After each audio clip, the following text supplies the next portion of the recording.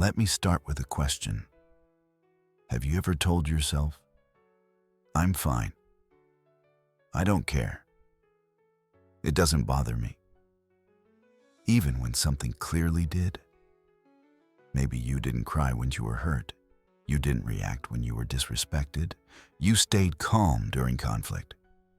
And people called you strong. But later, alone, you felt empty, disconnected, tired. You weren't calm. You were shut down. Most people confuse emotional maturity with emotional control. But psychology shows something important. Not reacting is not always regulation. Sometimes it's suppression. Today we're going to explore the difference between maturity and suppression, why numbness feels like strength, why avoiding emotions actually weakens relationships, and how real emotional maturity is built. Welcome back to MindShift. Emotional maturity is not the absence of emotion. It is the capacity to experience emotion without being controlled by it. An emotionally mature person feels anger without aggression, feels sadness without collapse, feels fear without avoidance, feels love without dependency. Maturity means you can stay present with yourself even when feelings are uncomfortable. You don't explode, but you also don't disappear. Emotional maturity equals regulated presence. Suppression is different. Suppression is when you push feelings down, ignore emotional signals, avoid vulnerability, disconnect from your inner state. Instead of processing emotion, you bypass it. The body still reacts. The mind says, I'm fine. The nervous system says, I'm overwhelmed. Suppression looks calm externally, but internally it creates tension. Suppression is controlled shutdown. Suppression is learned. Many people grew up hearing, stop crying. Don't be sensitive. Be strong. It's not a big deal. The message wasn't intentional harm. The message was, feelings are inconvenient. So the nervous system adapted. Instead of expressing emotion, you stored it. Not because you wanted to, because it was safer. Different attachment patterns suppress differently. Avoidant attachment leads to suppresses vulnerability. Anxious attachment leads to suppresses anger. Fearful avoidant leads to suppresses both.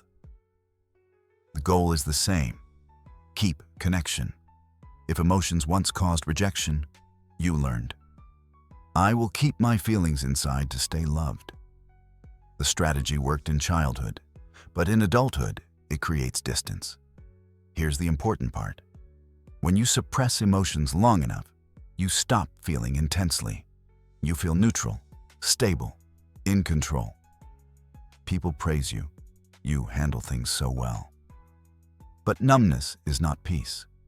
Peace is regulated emotion. Numbness is absence of access. Calmness connects you. Numbness disconnects you. Suppressed emotions don't disappear. They relocate. They show up as irritability, fatigue, anxiety, overthinking, loss of desire, relationship distance.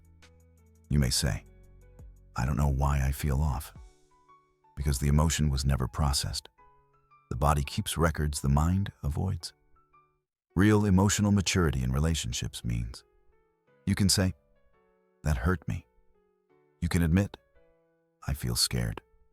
You can express, I need reassurance. You stay open without attacking and honest without withdrawing.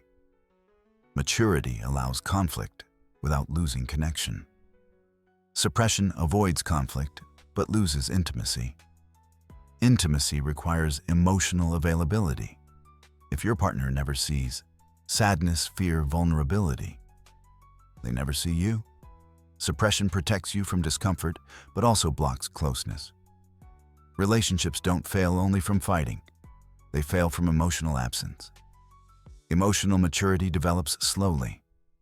Step 1, notice ask. What am I actually feeling? Step 2, name label emotion without judging it. Step 3, allow. Let feeling exist without fixing it immediately. Step 4. Express, share honestly and calmly. Step 5. Repair. Reconnect after conflict. Maturity is practice, not personality. There are 3 states. Reaction to emotion controls you. Suppression to you control emotion. Regulation to you experience emotion safely. The goal is not control. The goal is capacity. You don't eliminate emotion. You expand tolerance. You were not praised for maturity. You were praised for coping. You weren't calm. You were protecting yourself. But now you're allowed to feel again. Emotional maturity is not becoming tougher. It's becoming safe enough to stay connected to yourself. In the next episode, we'll explore how emotional safety is built inside relationships and why healing rarely happens alone. Until then, notice when you say, "I'm fine," and gently ask yourself, am I calm or am I shut down? Welcome back to MindShift. If this episode gave language to your emotional numbness, subscribe and continue the MindShift journey into healing and connection.